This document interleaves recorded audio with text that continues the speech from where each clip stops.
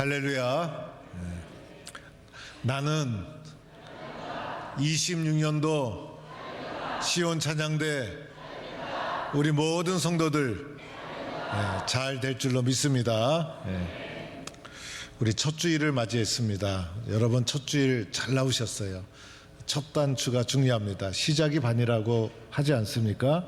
그래서 오늘 첫 단추를 잘 껴야 1년 365일 우리 믿음의 길을 잘 끼워서 달려갈 수가 있게 됩니다. 올해는 말의 해입니다. 그래서 말의 해인데 말띠 여자들은 기가 세다라고 하는데 그래도 말띠 여자들 결혼해서 잘 살고 있습니다. 올해는 적토마처럼 질풍노도로 힘차게 달려가서 꿈을 이루고 열매 맺고 축복의 한 해를 살아가는 성도가 되기를 축원합니다. 어떻게 한 해를 잘 살아갈 수 있을까? 어떻게 하면 하나님이 주신 한 해를 아름답게 채워갈 수 있을까? 오늘 요한복음 1장 1절부터 말씀을 쭉 읽어 내려가다 보면 요한복음 1장 14절에 아주 중요한 말씀이 나옵니다. 요한복음 1장 14절은 칼 바르트가 아주 소중하게 여겼던 말씀이라고 합니다. 1장 14절 마지막 부분에 은혜와 진리가 충만하더라. 은혜와 진리가 충만하더라. 그래서 우리의 믿음의 삶 자체가 은혜와 진리가 충만한 삶으로 나아갈 때 그 삶을 하나님이 축복해 주시고 믿음의 삶이 그러해야 되는 거예요.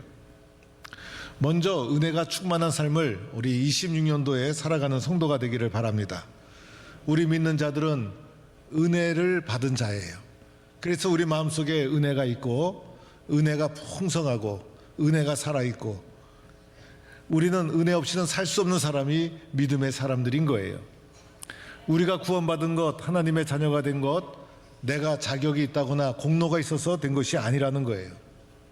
내가 자격이 있고 공로가 되었으면 우리는 얼마나 당당할까, 얼마나 잘난 척했을까. 그런데 우리는 공로도 없고 자격도 없고 하나님의 무조건 사랑으로 우리가 은혜를 입어서 자녀가 된 거예요. 그래서 우리는 하나님의 사랑에 빚진 자라 할 수가 있는 거예요. 그래서 우리의 마음속에 나는 하나님의 사랑에 빚을 졌다, 이 마음이 살아있는 사람이 은혜를 가지고 있는 사람이라 할 수가 있어요. 어떤 분은 교회가 너무 은혜 하면 안 된다라고 말을 해요. 그런데 이 사람은 분명할 거예요. 은혜를 잘 모르는 분이거나 아니면 이분도 은혜 받으면 좋아할 거예요. 은혜 한다고 해서 적당히 넘어가자는 말은 아니죠. 그러나 교회의 본질, 신앙인의 본질, 은혜 아닙니까? 그래서 은혜는 많을수록 좋은 것이고 많이 받을수록 좋은 것이고, 그래서 우리 교회에 은혜의 강물이 크게 흘러가는 이런 교회가 될 수 있기를 바랍니다. 우리가 교회 나온 이유도 은혜 받기 위해서, 그리고 은혜 때문에 믿음의 길을 걸어가는 것이고, 우리가 오늘 이 세상에서 능력 있게 살아가는 것도 이 은혜 때문에, 그래서 은혜가 우리의 힘의 능력의 원천이 바로 은혜라고 할 수가 있어요. 하나님의 은혜의 손길이 미치지 못하는 것은 아무것도 없어요. 그래서 내가 실패했어도, 내가 밑바닥에 떨어졌어도, 때로는 병들었어도, 때로는 넘어졌어도, 어떤 곳에 있든지 하나님의 은혜의 손길은 찾아오게 되어 있는 거예요. 그래서 그 은혜 때문에 다시 일어서는 것이고, 은혜 때문에 오늘도 믿음의 길을 걸어가는 거예요. 어떤 분은 고3이 되었더니 입시제도가 확 바뀌더라는 거예요.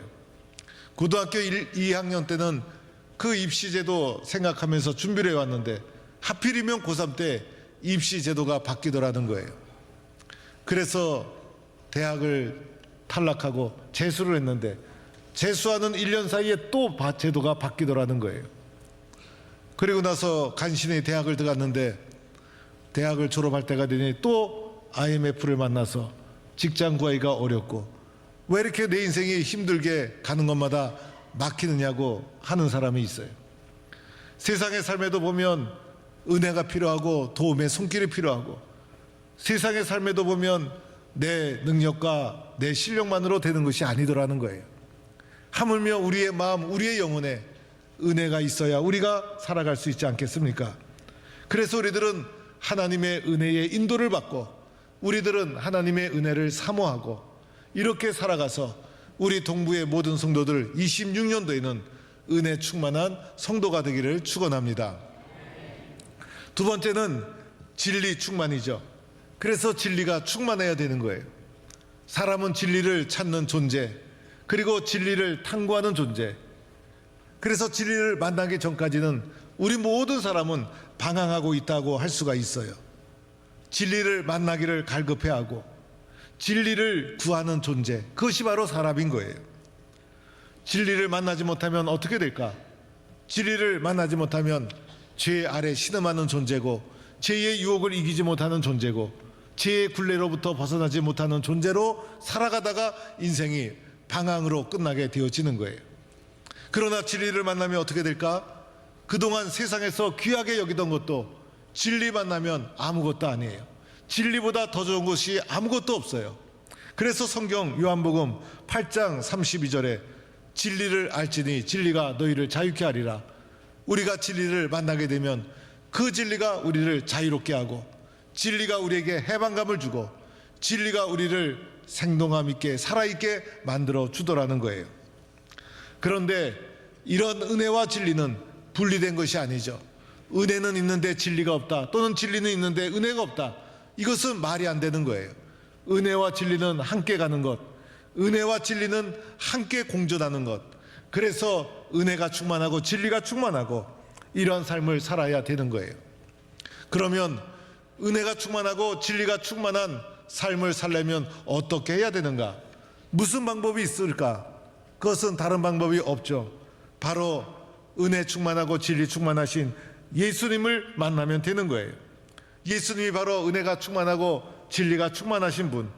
그래서 예수님을 만나면 우리도 예수님 우리 가운데 계시니 예수님을 본받아 우리도 은혜 충만, 진리 충만. 그래서 은혜 충만, 진리 충만은 예수님 만나면 다 해결되는 것입니다. 그래서 우리들은 예수님을 또 만나고 예수님을 또 영접하고 예수님을 또 생각하고 예수님을 또 받아들이고 늘 끊임없이 예수 중심으로 살아가야 되는 거예요. 그러면 예수님을 우리가 어떻게 알아야 될까? 오늘 요한복음 1장 1절부터 18절까지는 요한 사도가 예수님에 대해서 증언하는 거예요. 우리 요한 사도가 도대체 예수님을 어떠한 분으로 설명하고 있는가? 그래서 요한의 증언을 오늘 말씀을 통해서 한번 살펴보고자 합니다. 여러분, 요한은 예수님을 어떻게 증언하고 있는가? 오늘 요한복음을 보니까 요한복음 1장 1절에 요한 사도는 예수님을 아주 적극적으로 아주 확신에 차서 증언하고 있어요. 1장 1절에 보니 요한복음은 이렇게 시작하고 있어요. 태초에 말씀이 계시니라. 요한복음의 시작은 아주 거창해요. 마치 창세기가 시작하듯이 요한복음의 시작은 태초에 말씀이 계시니라. 아주 거창해요. 예수님에 대해서 마태복음, 마가복음, 누가복음에는 예수님이 이제 태어나는 것부터 말씀이 시작되고 있어요. 그런데 요한복음은 예수님의 기원을 거슬러 올라가서 언제부터? 태초부터 말씀이 계시니라. 이때부터 예수님의 기원을 설명하고 있는 거예요.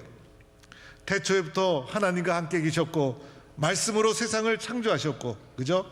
세상에 있는 모든 것은 말씀으로 지어지지 않은 것이 하나도 없고 모두 말씀이신 하나님이 창조하신 것이고, 그래서 태초에 하나님이 말씀으로 세상을 창조하셨는데 태초부터 말씀으로 하나님께 함께 하셨던 분이 바로 예수님이라는 거예요. 그런데 오늘의 예수님이 어떻게 하셨습니까? 놀라운 것은 오늘의 예수님이 이 세상에 오셨다는 거예요. 여러분, 신비로운 사건이죠. 기독교 안에는 뭐가 있어요? 신비가 있어요. 신비주의는 잘못된 신앙으로 나아갈 위험성이 많아요. 그래서 우리들은 말씀 중심의 신앙인 거예요. 그런데 성경에 보면 신비적인 우리 신앙의 세계는 과학도 아니고 상식도 아니고, 그래서 신비한 사건이 있는 거예요. 그 신비한 사건 중에 하나가 태초부터 계셨던 말씀이신 하나님이 육신의 몸을 입으시고 우리 가운데 오셨다는 거예요. 말씀이 세상에 계셨다. 말씀이 우리와 함께 하셨다. 그리고 이렇게도 표현합니다. 찬빛이 세상 가운데 오셨다. 이 세상은 어둠 속에 있어서 찬빛이 오면 알아보지 못할 사람이 어디 있겠어요. 그런데 말씀이 이 세상에 오시고 찬빛이 이 세상에 오셨는데 그분이 바로 예수님인 거예요. 그리고 이것을 신학적인 용어로 성육신이라고 합니다. 그런데 문제는 이 세상에 오신 예수님을 세상은 알아보지 못했다는 거예요. 어둠 가운데 찬빛이 왔는데도 세상은 알아보질 못해요. 세상의 눈, 육신의 눈으로는 이 땅에 오신 예수님을 볼 수도 없고 알 수도 없는 거예요. 그런데 오늘 요한이 말씀 가운데 이렇게 증언하고 있어요. 세상은 보지도 못하고 세상은 알지도 못하지만은 우리가 그의 영광을 보니, 이렇게 말하고 있어요. 우리가 그의 영광을 보니, 그 예수님 속에서 하나님의 영광을 사도 요한이 보았다는 거예요. 여러분, 예수님이 육신의 몸을 입으시고 이 땅에 오셨는데 어떻게 예수님 안에서 하나님의 영광을 볼 수가 있겠어요? 예수님 우리와 똑같은 옷을 입으시고 우리와 똑같은 음식을 잡수셨을 터인데, 저도 동북교회 안에서 예배를 인도하니까 목사인 줄 알지, 밖에 잠바 입고 나가면 이마박에 목사라고 쓰여진 것도 아니고 어떻게 저를 알아보겠습니까? 물론 어떤 분이 저를 만나면 멀리서도 목사님 하고 불러가지고 모든 사람이 목사인 것을 알게끔 하시는 분이 가끔은 있어요. 물론 저도 운전하고 가다가 건너편에 권사님이 계셔서 한 번은 너무 반가워서 창문을 열고 권사님 하고 소리 지른 적이 있기는 해요. 그런데 어떻게 알겠어요? 예수님 요즘 한국적으로 표현하면 우리 가운데 오셔서 우리와 똑같은 몸을 입으시고 우리와 똑같은 옷을 입으시고 된장찌개, 김치찌개 먹으면서 살으셨을 터인데 우리와 똑같은 사람인데 그 예수님 안에서 무엇을 발견할 수 있겠습니까? 그런데 요한에 아주 위대한 증언이 있죠. 예수님의 육신의 겉모습만 보지 않았어요. 요한은 육신을 입으신 하나님의 영광을 예수님 속에서 보았던 거예요. 그래서 여기서 보았다라는 것은 대충 보았다라는 말이 아니에요. 분명히 보았다, 확실하게 보았다, 자세히 살피고 주목하여 보았다. 그래서 분명한 확신을 가지고 내가 그의 영광을 보았다, 이렇게 선언하고 있는 거예요. 여러분, 잘 보아야 하는 거예요. 이 눈이 얼마나 중요하고 귀가 얼마나 중요한지 잘 보고, 오랫동안 보고, 신중하게 보고, 그리고 잘 귀담아 경청하고, 오늘도 신중하게 경청하고, 그리고 나서 말할 때는 신중하게 말하고, 잘 보면 보이는 거예요. 오랫동안 살펴보면 보여지는 거예요. 그래서 요한이 인간 예수를 통해서 하나님의 영광을 보았다는 거예요. 그러면 어떻게 해야 되는가? 예수님 속에 보여진 그 하나님의 영광을 보았는데 우리는 어떻게 해야 되는가? 오늘 요한복음 1장 14절에 중요한 말씀을 해주시죠. 12절에 영접하는 자 곧 그 이름을 믿는 자들에게는 하나님의 자녀가 되는 권세를 주셨다는 거예요. 오늘 여기서 중요한 단어는 영접이라는 단어예요. 받아들인다는 것이죠. 예수님을 내 마음속에 받아들이고 예수님을 내 마음속에 수용한다는 거예요. 그래서 내가 예수님을 수용하기로 작정하는 거예요. 예수님을 마음의 문을 열고 받아들이는 거예요. 그러면 하나님의 자녀가 될 줄로 믿습니다. 그런데 여기서 수용하고 받아들이는 것이 나의 의지만으로 되는 것이 아니에요. 오늘 보면 나의 주관적인 의지적인 결단이라기보다도 객관적인 하나님의 진리의 말씀이 먼저 선행되어 있는 거예요. 하나님의 진리의 말씀을 내가 수용하는 거예요. 하나님의 객관적인 진리의 말씀을 내가 받아들이는 거예요. 이것을 잘 수용하는 것, 이것을 믿음이라고 말하는 거예요. 이렇게 말씀을 잘 받아들이는, 말씀을 먼저 수용하는 것, 거기서부터 하나님의 자녀가 되어지는 거예요. 그래서 우리들은요, 올해는 말씀을 잘 보는 성도가 되기를 바랍니다. 그래서 다음 주나 또 1월 중에 1년에 일독할 수 있는 성경 일독 카드를 제가 만들어서 성도들에게 배부하겠어요. 올해는 말씀 일독하겠다. 듣기 어려운 성도일수록, 어려움에 처해 있는 성도일수록 생명을 걸고 말씀을 붙잡아야 돼요. 저도 되돌아보면 어려울 때마다 말씀 붙잡고, 하나님 말씀해 주세요, 말씀을 통해서 길을 찾고, 말씀을 통해서 하나님 음성 듣기를 사모했던 그것이 기억이 나요. 그때 어떻게 내가 하나님의 말씀을 붙잡았을까? 그것이 내 인생을 인도해 주는 길잡이가 되었어요. 내 인생에 해답을 주었고, 그래서 오늘도 우리가 말씀을 붙잡는 거예요. 말씀을 읽을 때 우리가 가져야 될 자세가 있죠. 주여 말씀하옵소서, 종이 듣겠나이다. 듣고자 하는 마음으로, 경청하는 마음으로 말씀을 듣는 거예요. 설교 말씀을 들을 때도 긍정적으로 수용하는 마음으로 말씀을 잘 받아들여서 마음판에 말씀을 차곡차곡 쌓는 거예요. 말씀이 잘 쌓여져야 흔들리지 않아요. 그래서 때로는 아멘도 하시고, 유머 비슷한 웃기는 것 같으면 좀 웃어주시고, 그리고 몸도 좀 앞으로 좀 수그리시고, 눈으로 좀 저도 보시고, 왜 안 쳐다보나 했더니 스크린 보느라고, 스크린 보는 것도 괜찮아요. 그래서 아멘 아멘 해서 우리의 마음판에 말씀을 잘 쌓으면 우리의 마음이 흔들리지 않는 견고한 은혜 충만, 진리 충만의 말씀이 될 줄로 믿습니다. 우리 마음판이 고집이 너무 세면 안 돼요. 우리 마음판이 의심이 많으면 안 돼요. 우리 마음판이 가급적이면 잘 수용해야 돼요. 수용성이 좋은 사람이 크게 성장하고 쓰여지는 거예요.